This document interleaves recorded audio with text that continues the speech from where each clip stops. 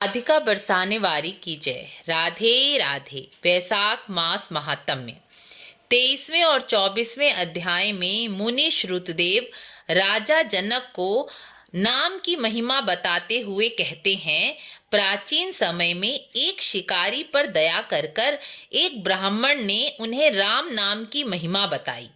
राम नाम का उपदेश देते हुए वह कहते हैं, भगवान विष्णु का एक एक नाम संपूर्ण वेदों से भी अधिक प्रभाव और महत्व रखता है। उनके सहस्त्र नाम संसार में बहुत प्रसिद्ध हैं। राम, कृष्ण, विष्णु, नारायण, जो अच्छा लगे जप करो। इन नामों की महिमा युधिष्ठिर ने भीष्म पितामह से सुनी। एक बार युधिष्ठिर ने भीष्म पितामह से पूछा था कि समस्त जगत का एक ही देव बताइए, इस लोक में सबसे बड़ा सहारा कौन सा है? वह कौन सा देव है जिसका पूजन कर मनुष्य का कल्याण हो जाता है और वह जन्म मृत्यु के बंधन से छूट जाता है? तब भीष्म पितामह जी कहते हैं, जो चराचर जगत के स्वामी हैं, जो देवों के भी देव हैं, जिन पर देश काल का कोई प्रभाव नहीं पड़ता और जो जन्म मृत्यु के परे हैं, वह भगवान विष्णु हैं। भगवान विष्णु का नाम ही संसार में एकमात्र सहारा है। विष्णु के सहस्त्र नाम हैं। उनके सहस्त्र नाम के समान राम नाम का जप माना गया है। इसलिए हे शिकारी, तुम भी निरंतर राम नाम का जप करो और जो धर्म मैंने तुम्हें बताए हैं उनका पालन करो। इस धर्मचर्या के प्रभाव से तुम्हारा अगला जन्म वाल्मीकि ऋषि के घर होगा और तुम्हारा नाम वाल्मीकि होगा और तुम वाल्मीकि के नाम से बहुत प्रसिद्ध हो जाओगे। शिकारी को उपदेश देकर ब्राह्मण शंख दक्षिण दिशा में चले गए। उनके चलते समय शिकारी ने उनकी परिक्रमा कर चरणों में प्रणाम किया और हाथ जोड़कर उनको जाते हुए देखते रहे। जब वह आंखों से ओझल हो गए तो शिकारी उनके बताए हुए धर्म और राम नाम जप में संलग्न हो गया।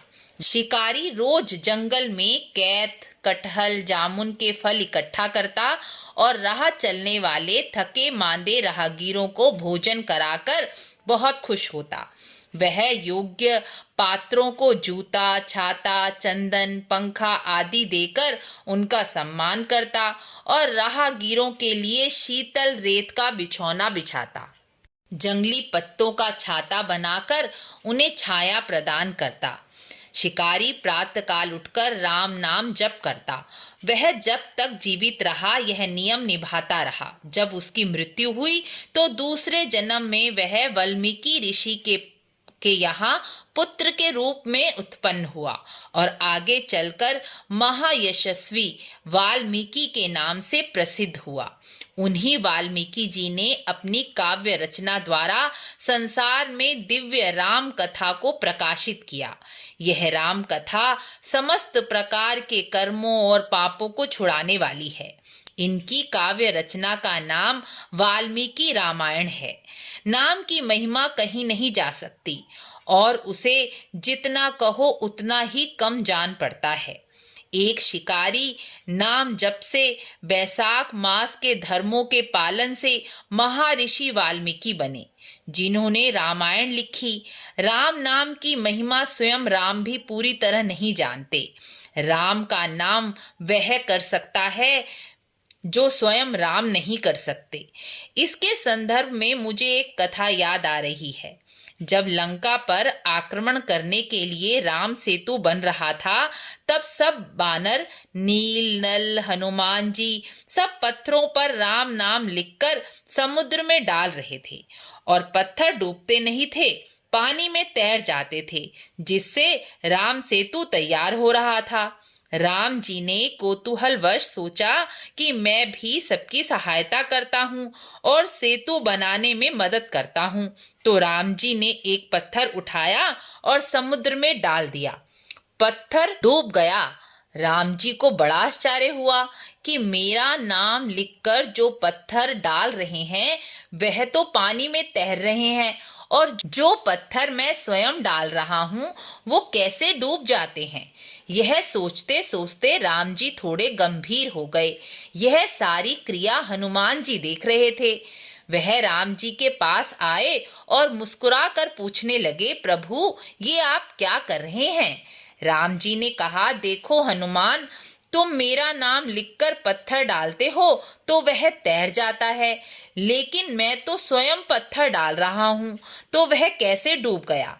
इस पर हनुमान जी हंसने लगे और बोले, प्रभु जिसे आपके नाम का सहारा हो वह यह संसार सागर तो क्या भव सागर भी पार कर जाएगा, लेकिन जिसे आप स्वयं अपने हाथों से छोड़ दें वह कैसे डूबने से बचेगा। राम न सकहि राम गुण गाई, अर्थात राम नाम की महिमा तो राम भी पूरी तरह नहीं जान सकते। और कलयुग में तो विशेष रूप से कहा गया है, कलयुग केवल नाम आधारा, सुमिर सुमिर नर उतर ही पारा। यह सत्य है, सत्य है, सत्य है। कलयुग का धर्म नाम संकीर्तन ही है, ऐसा भागवत में भी कहा गया है। आगे श्रुतदेव जी राजा जनक को कहते हैं, राजन, बैसाख मास का महात्म्य कैसा ऐश्वर्य प्रदान करता है कि इसके महात्म्य से एक शिकारी ऋषि भाव को प्राप्त हो गया, जिसे प्राप्त करना अत्यंत कठिन है। यह कथा सब प्रकार के पापों का नाश करने वाली, प्रभु भक्ति दिलाने वाली, प्रभु में राम नाम में विश्वास और श्रद्धा उत्पन्न करने वाली है। जो इसे सुनता है, सुनाता है, वह जन्म मरण के चक्र में नहीं आता। इसके साथ ही बैसाख मास महात्म्य पूर्ण हुआ। राधे राधे।